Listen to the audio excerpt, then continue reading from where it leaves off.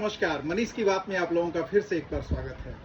दोस्तों, आजकल हम लोग दूसरे के लोगों से बहुत प्रभावित हो जाते हैं, मन अशांत हो जाता है। हमेशा हम लोग परेशानी में रहते हैं, तनाव में आ जाते हैं कि दूसरा हमारे बारे में क्या बोलता है, क्या कहता है, और हम लोग उनकी बातों में आके अपने आप को परेशान कर लेते हैं। ऐसे ही एक सज्जन बहुत परेशान थे।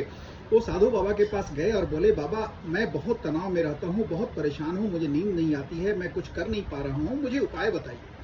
साधु बाबा ने कहा, बच्चा ये लो एक लोटा और जाके एक नदी से एक लोटा जल लेके आओ। वो सज्जन चल दिए और दूर एक नदी थी, उसमें से जाके एक लोटा जल लेके चल दिए। आने लगे साधु बाबा के पास। रास्ते में उन्हें बहुत लोग मिले। बोले कि ये कितना मूर्ख आदमी है कि एक लोटा जल के लिए इतनी दूर आ गया, इसको कहीं भी जल मिल जाता। किसी ने उसको गधा बोला, किसी ने मूर्ख बोला, बहुत सारे ताने लोगों ने दिए। बट उस आदमी ने सारा फोकस अपना उस लोटे के जल पे रखा कि कहीं जल इस लोटे से छलक न जाए, गिर न जाए, और वो साधु बाबा के पास अंततः पहुंच ही गया। तो साधु बाबा ने बोला कि बेटा, तुमको रास्ते में लोग मिले होंगे, कुछ तो बोले होंगे। तो उस सज्जन ने बोला कि नहीं बाबा, मुझे कुछ याद नहीं है, मेरा तो सारा ध्यान जो था इस लोटे के जल पे था कि कहीं ये जल गिर न जाए।